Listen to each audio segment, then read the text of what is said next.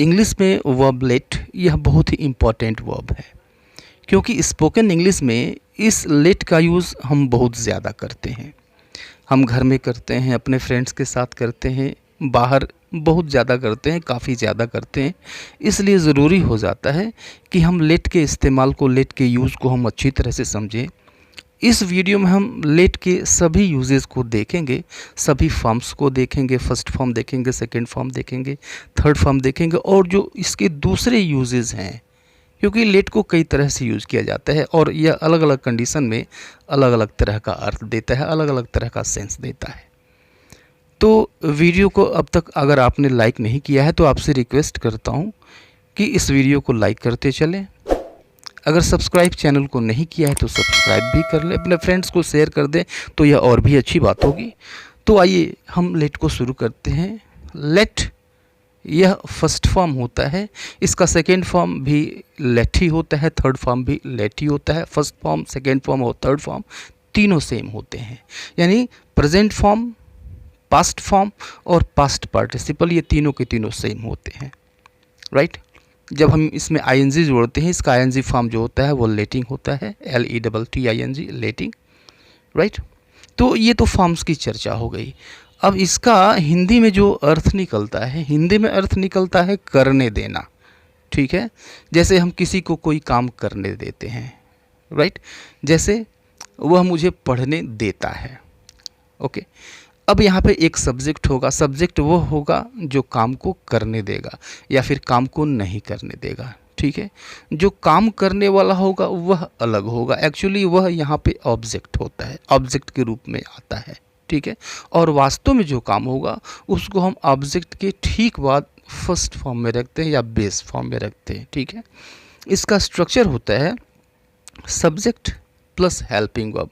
Helping verb tense के according आएगी, नहीं भी आएगी। और उसके बाद हम लेट का यूज़ करते हैं प्लस ऑब्जेक्ट।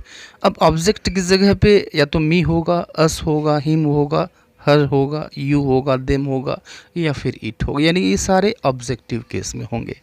आई के लिए मी होता है, वी के लिए अस होता है, ही के लिए हिम होता है, शी के लिए हर होता है, यू का यू होता है, दे का देम होता है, इट का इट ही होता है। ये सब ऑब्जेक्ट के रूप में इनको हम यूज़ करते हैं।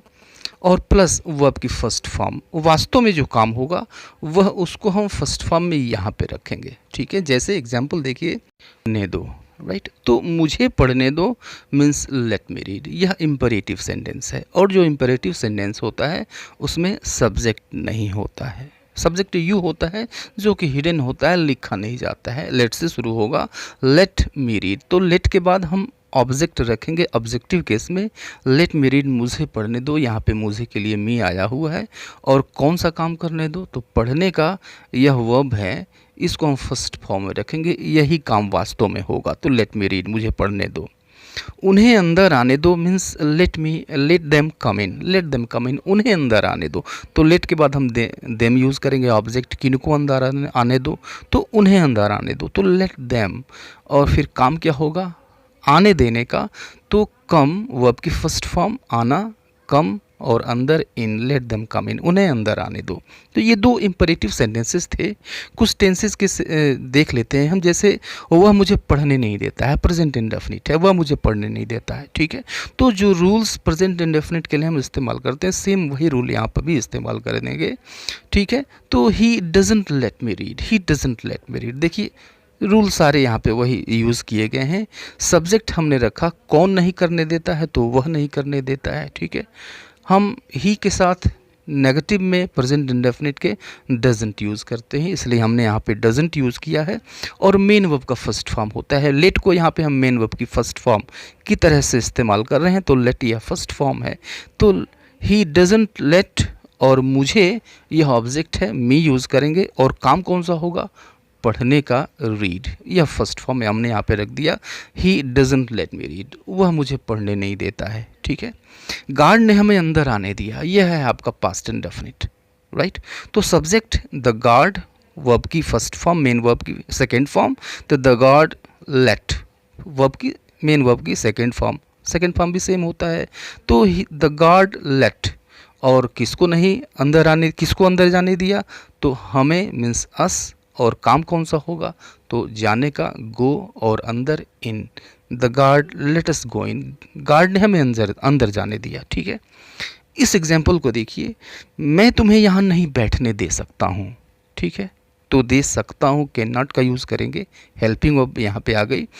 तो I can not let you sit here, I can not let you sit here, तो सिंपली स्ट्रक्चर पे इसको रखा गया है। ओके, अब इस सेंटेंस को देखिए, एक और सेंटेंस देख लीजिए जहाँ पर हम लेटिंग का यूज़ करेंगे।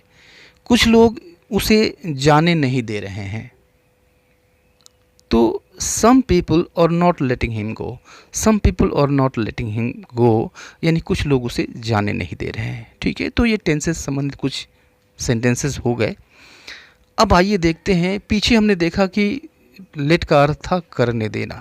अब यहाँ पर देखिए कि इस कंडीशन में यह कुछ दूसरा अर्थ देता है। आप बताएंगे कि यह हिंदी में क्या अर्थ देता है, किस तरह का अर्थ देता है। यहाँ पे हमें सेंस का पता चलेगा, कोई पर्टिकुलर वर्ड का पता नहीं चलेगा। कोई पर्टिकुलर वर्ड ऐसा हो का अर्थ देता हो ऐसा यहाँ पे नहीं दिखाई देता है। जैसे लेटस और वर्ब की फर्स्ट फॉर्म, ये स्ट्रक्चर होता है, लेटस यूज़ करते हैं, उसके बाद से वर्ब की फर्स्ट फॉर्म यूज़ करते हैं, और उसके बाद से अदर वर्ड्स यूज़ करते हैं। ऐसा हम करते हैं कब, जब हमें सजेशन देना होता है। ठीक है, और उस सजेशन को फॉलो करने में हम खुद भी शामिल होते हैं। जैसे हम कहते हैं यार चलो पढ़ते हैं, ठीक है, चलो मज़े करते हैं, चलो आज बाहर चल के खाते हैं, आज बाहर खाने के लिए चलते हैं। ठीक है, तो चलो खेलते हैं या फिर आओ खेलते हैं मीन्स लेट अस प्ले। ठीक है, स्ट्रक्चर पे रखा गया है इसको, आओ खेलते हैं या फिर चलो खेलते हैं। तो अब देखिए यहाँ पे लेट का अर्थ क्या निकलता है, शब्द कौन सा ये बताता है हिंदी का।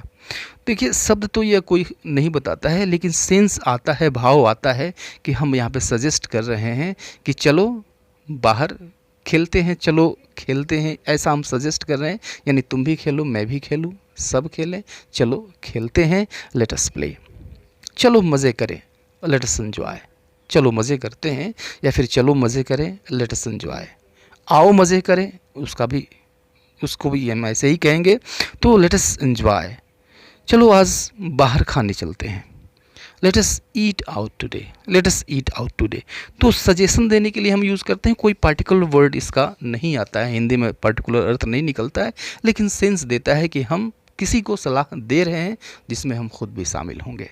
राइट, नेक्स्ट कंडीशन है, नेक्स्ट सेंस है कि जब हम पोलाइटली किसी को कोई चीज़ ऑफ़र करते हैं, कोई काम करने के लिए ऑफ़र करते हैं। जैसे मैं आपका कोट ले लेता हूँ, ठीक है, ऑफ़र कर रहे हैं, अपनी सर्विस को ऑफ़र कर रहे हैं कि मैं आपका कोट ले लेता हूँ, या फिर मैं आपके लिए चाय बनाता हूँ, या ऑफ़र कर रहे हैं, अपनी सर्विस को ऑफ़र कर रहे हैं। ठीक है, तो इस कंडीशन में लेट मी यूज़ होता है, लेट मी और वर्ब की first form plus other words. देखिए मैं आपका कोट ले लेता हूँ, let me take your coat, let me take your coat, मैं आपका कोट ले लेता हूँ।